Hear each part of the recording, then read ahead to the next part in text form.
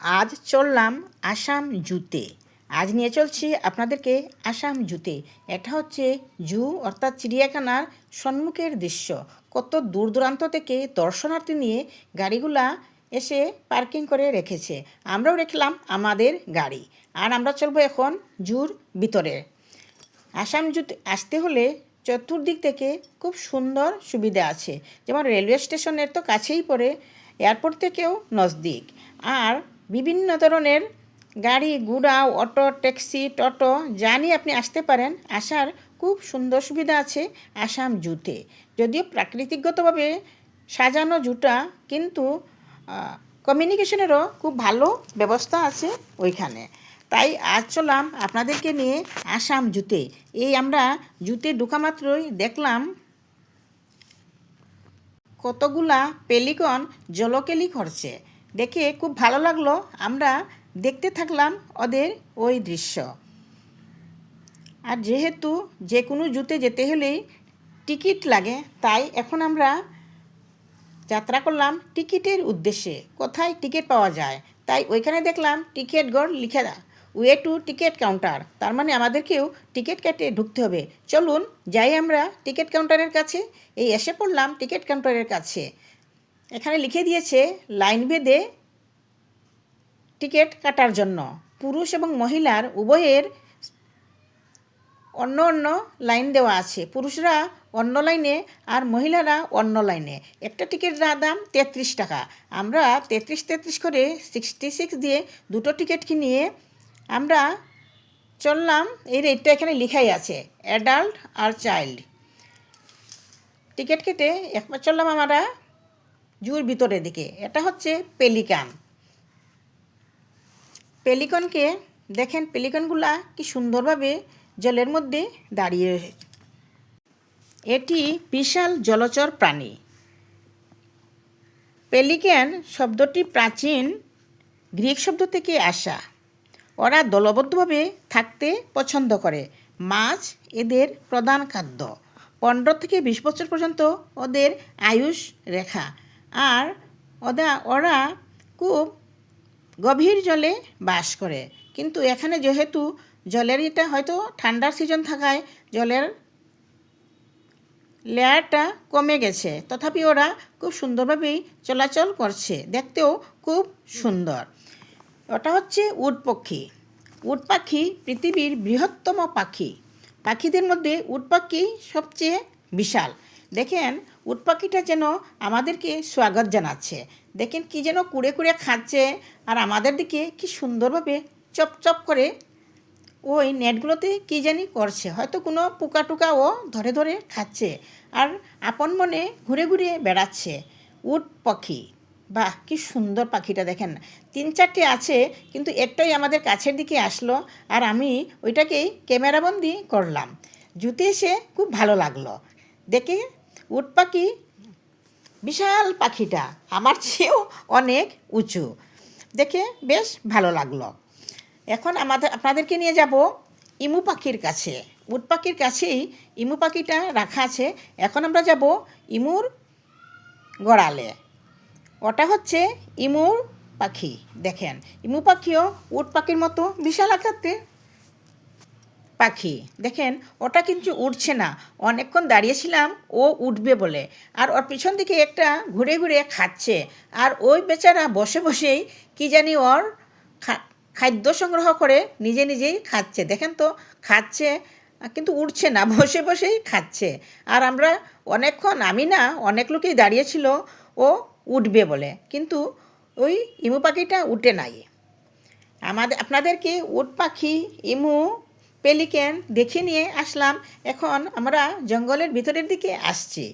যেহেতু বারবার বলছি আসাম চিড়িয়াখানাটা প্রাকৃতিকগতভাবেই সুসজ্জিত। প্রাকৃতিকভাবেই সুসজ্জিত হওয়ার জন্য আসাম চিড়িয়াখানাটা খুব সুন্দর।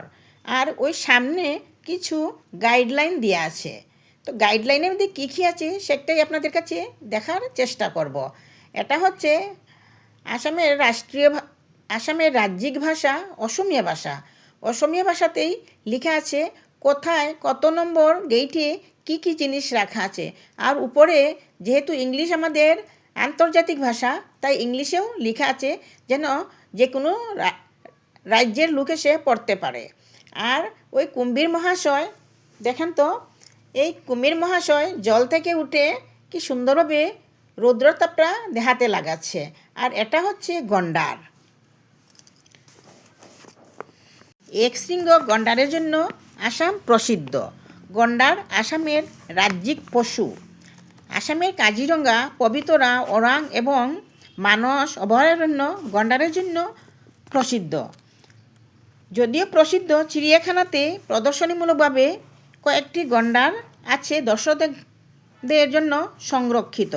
গন্ডার তৃণভোজী প্রাণী, দেখতে শান্ত স্বভাবের, যদিও কখনো কখনো ক্রোধান্বিত হতেও দেখা যায়। গন্ডার দেখতেও খুব সুন্দর, ভগবানের দান।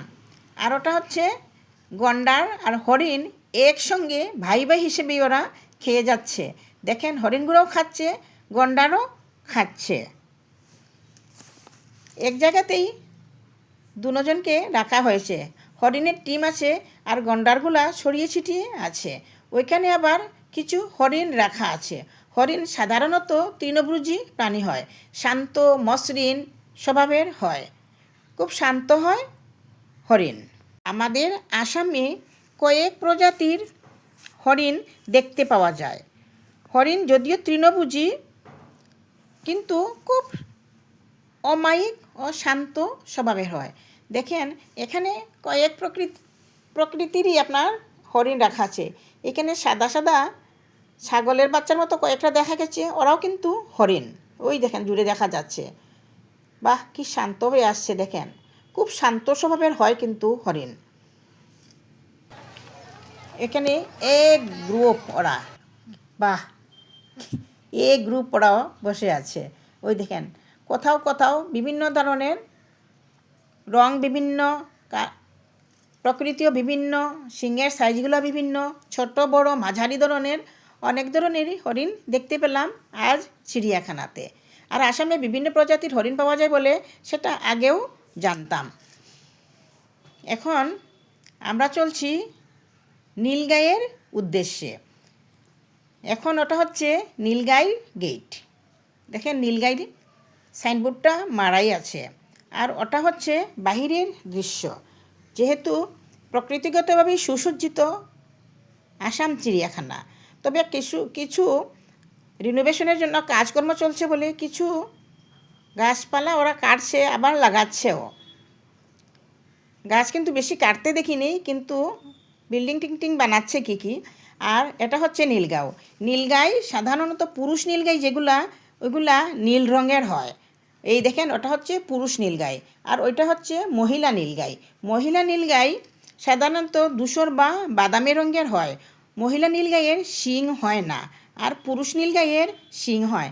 ওই দেখেন, পুরুষ নীলগাইটা নীল রঙের, আর ওইটা হচ্ছে মহিলা, তাই ওদের রঙের তফাৎ আছে।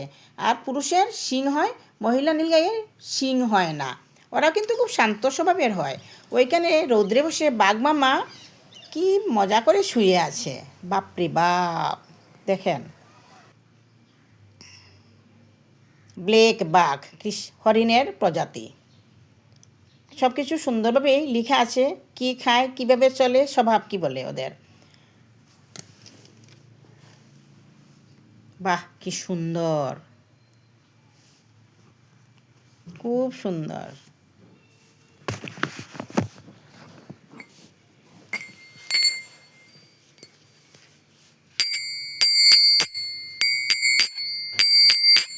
ওইখানে সাদা রঙের, বাহ কি সুন্দর, বাহ বাহ কি সুন্দর হরিণগুলো। সিংহ মামা।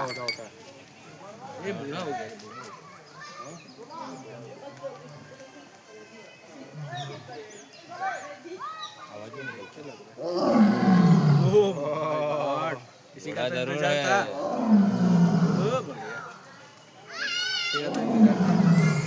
उसको बोल रहे हैं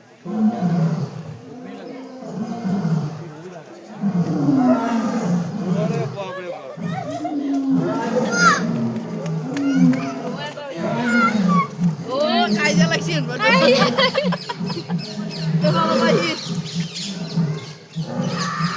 আৰু ফালে আছে ক'ৰবাত সেইটো এইটো ভিতৰত সেইটো তুমি তো কাজিয়া লাগছি না চাবা চাবা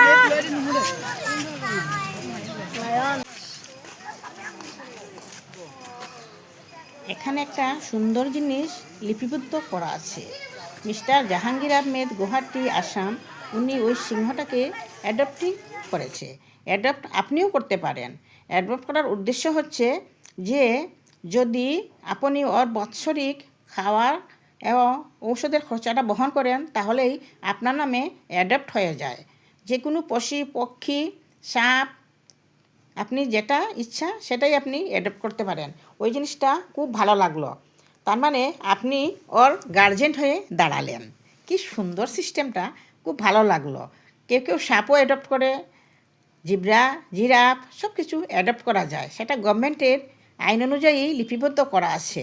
আপনি গভর্নমেন্টের আইন অনুযায়ী করতে হবে। আর দেখেন ওইখানে সিংহর ফটোটা। এখন এসে পৌঁছেছি ভাল্লুকের গড়ালে। বাহ,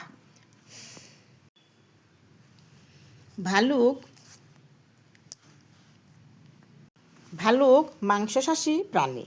ভালুকের প্রধান খাদ্যই হচ্ছে মাংস আর খুব হিংস্র প্রকৃতির প্রাণী। দেখেন উপরে ওই ভালুকটা কি সুন্দর শুয়ে আছে, খুব সুন্দরভাবে শুয়ে আছে, পড়ার কোনো ভ্রু ওর নেই। আর ওই ভালুকটা দেখেন কি হৃষ্টপুষ্ট, কি মনের আনন্দে চলছে। খুব হিংস্র প্রাণী কিন্তু ভালুক। আর ওদের প্রধান আহারই হচ্ছে মাংস। মাংস ওদের প্রধান খাদ্য। এখানে বেশ কয়েকটা ভালুক দেখলাম। ওরা খুব সুন্দর, হয়তো ভিতরে গর্ত টর্ত আছে ওদের, ওরা গর্ততে গিয়েই বের হয় আবার গর্ততে যায়। এটা হচ্ছে ভাল্লুক। বাহ, কি সুন্দর।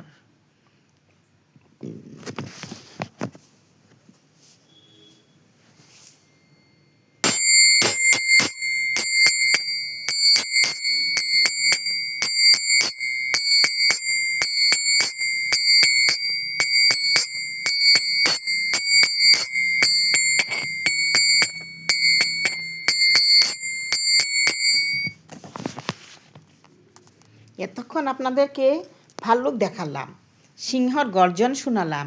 এখন এসে পৌঁছলাম, বা দেখেন চিতাবাঘ। সেটা ওরও কিন্তু হিংস্র, ওরও প্রধান খাদ্য হচ্ছে মাংস। কিন্তু এখানেও বেচারা শান্তভাবে বসে আছে, যেহেতু গণ্ডির মধ্যে আবদ্ধ। আর ওরা হচ্ছে দর্শনার্থী, ওরাও দর্শন করতে এসেছে। আর ওই গাড়িটাতে যদি আপনি ভ্রমণ করতে চান তাহলে পার হেড 50 টাকা করে দিতে হয়। আর আপনাকে ওরা সব ঘুরে ফিরে দেখিয়ে নিয়ে আসবে। এখন হচ্ছে এটা হিমালয়ান ভালচার, মানে শগুন পাখি যাকে বলা হয়। বর্তমানে বিলুপ্ত হওয়ার পথে এই প্রজাতিটা। এখানে সংরক্ষণ করে রাখা হয়েছে 3-4টে শগুন পাখি। 2টো চোখে পড়লো, আর পিছন দিকে আরও 2-3টে আছে। তার মানে 5-6টা ওইখানে আছে। আর মিল ফিমেল যদি থেকে যায় তাহলে ওরা শাবকও হয়ে যাবে।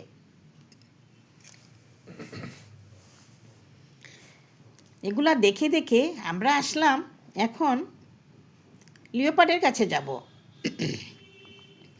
আর দেখি কি কি দেখানো যায়। দেখেন সেটা হচ্ছে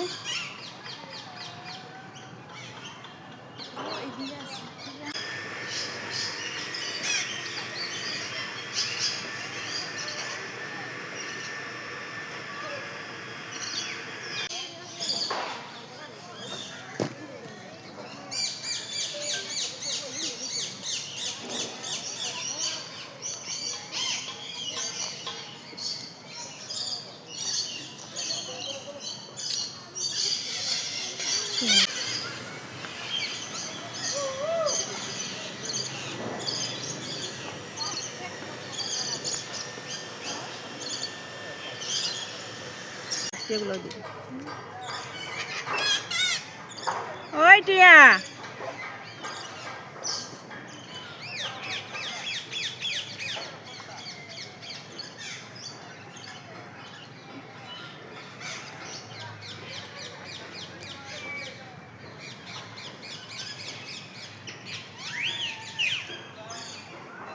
নিচে কত ময়ূর রে।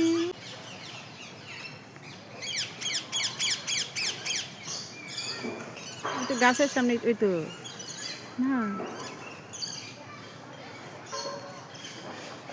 আসেন না তো এটা নিচে দেখাই এই কি সুন্দর আইসে এখানে আছে।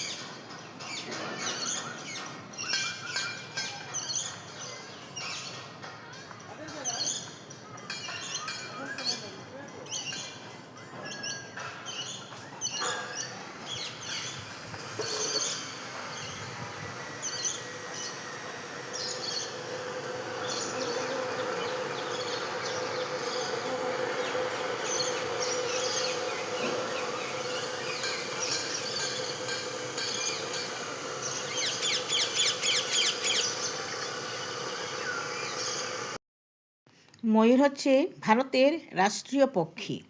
ময়ূর পাখি আরও বিভিন্ন ধরনের পক্ষীগুলো দেখে আমরা এখন আসলাম ব্ল্যাক প্যান্থরের কাছে। দেখেন ব্ল্যাক প্যান্থরটাও কিন্তু হিংস্র মাংসশাসী প্রাণী, ওরও প্রিয় খাদ্য মাংস। আর ও বেচারা শান্তভাবে বসে নাই, খুব ছটফট ছটফট করে ঘুরছে, যেহেতু বন্দি অবস্থায় আছে তার জন্য কি জানি করছে। দেখেন দেখেন তো কি ছটফট ছটফট ছটফট করছে। লিওপার্ড, ওদের প্রধান খাদ্য হচ্ছে মাংস।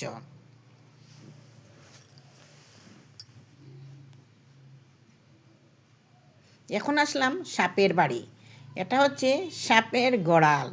দেখেন ওইটা হচ্ছে অজগর, ওইটা হচ্ছে অজগর, আরও কি কি সাপ আছে ওখানে নামগুলো কিন্তু বলতে পারবো না। এই অজগর মহারাজ কি সুন্দর নড়চড় করছে, বাপরে বাপ, দেখতেই ভয় লাগছে। দেখেন খুব স্লো পজিশন নিচ্ছে, ও নড়চড় করছে। ওই পুরা দুধের মতো ধপধপে সাদা সাপ কোনোদিনও দেখি নাই কিন্তু। আর ওটা হচ্ছে ওর পিছন দিক, সামনের দিকটা আপনাদেরকে দেখাচ্ছি। ওই দেখেন চোখটা ওর, মিষ্টিলাও দিয়েছি ওকে খেতে, খাচ্ছে কিনা না জানি, কিন্তু বসে আছে চুপচাপ গর্তর মধ্যে। দেখেন এই দেখেন ওর চোখটা কি সুন্দর তাকাচ্ছে আমাদের দিকে। আর লাউটা খায়নি, লাউটা রেখে দিয়েছে, ওকে খাওয়া দেওয়া হয়েছিল। বাহ, এখন আসলাম আবার পাখির ঘরে। বাহ,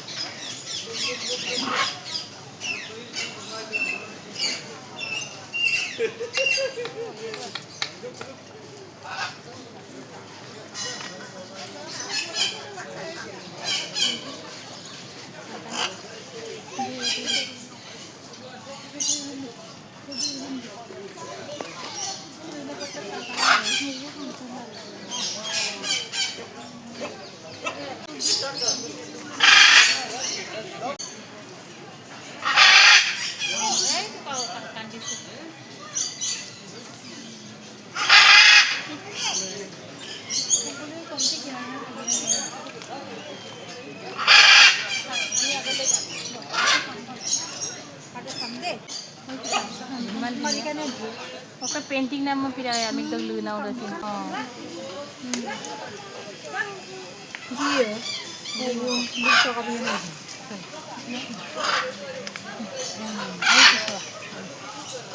Itu nasa itu sa.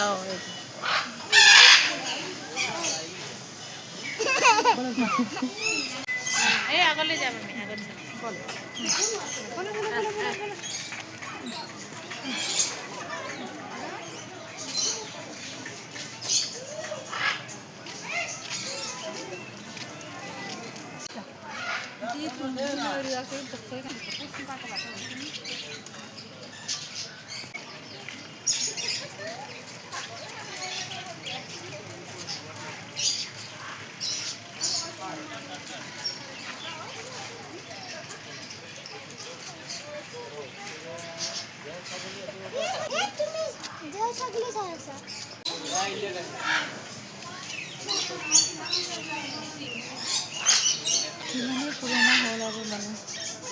বয়স দেখো বহুত বয়স হবে এটা।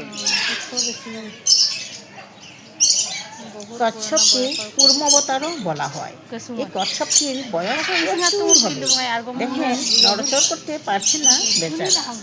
কুর্মবতার বলেও আমরা পূজা অর্চনা করি কচ্ছপ। দেখেন এক জায়গায় বসে আছে কি সুন্দরভাবে।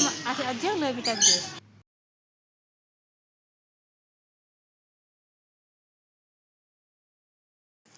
পাখির কলরব খুব ভালো লাগে, সবাইরই প্রিয়, আমার নিজেরও প্রিয়। খুব সুন্দর লাগলো এতক্ষণ পাখির গানগুলা, কথাবার্তাগুলা। এখানে দুইটা দেখেন হরিণের বাচ্চা না হয়, হয়তো ছোট প্রজাতির হবে, কি সুন্দরভাবে খোলা মনে ঘুরছে, কেউ কাকেও কিন্তু ডিস্টার্ব দিচ্ছে না। দেখেন আর কি জানি কে খেতে দিয়েছে, ঘাস হয়তো খাচ্ছে। আর এগুলাকে অসমীয়া ভাষায় হলৌ বান্দর বলে, বাংলাতে কি বলে আমি নিজেও জানি না।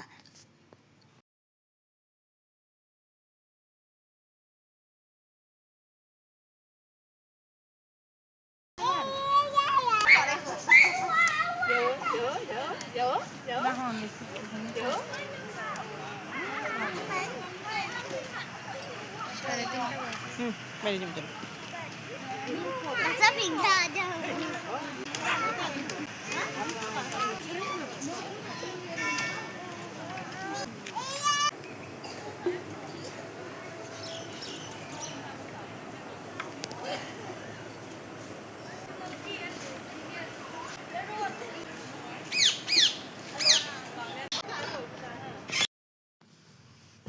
এটা হচ্ছে কাঙ্গারুর গৃহ।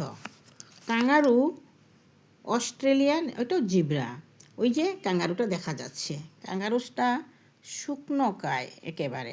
কাঙ্গারু হচ্ছে অস্ট্রেলিয়ার থলিযুক্ত প্রাণী। ওর পেটের মধ্যে একটা থলি থাকে, যে থলির মধ্যে ওরা বাচ্চা নিয়ে ওখানে ওখানে ঘোরাঘুরি করতে পারে।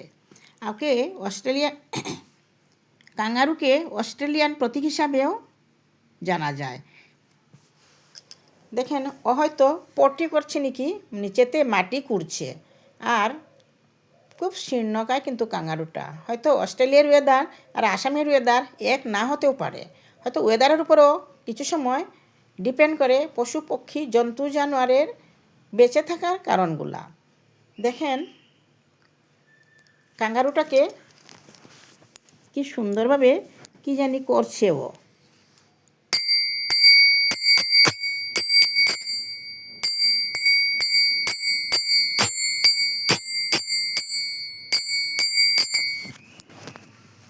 কাঙ্গারুটা দাঁড়িয়ে দেখলাম, দেখতে দেখতে কাঙ্গারুটা কি জানি মাটি কুড়েছে, হয়তো পটি করবে নাকি। আমাদের কুকুর যে পটি করার সময় মাটি কুড়ে থাকে সেরকম রকম। এই শুয়ে পড়লো কাঙ্গারুটা এখন।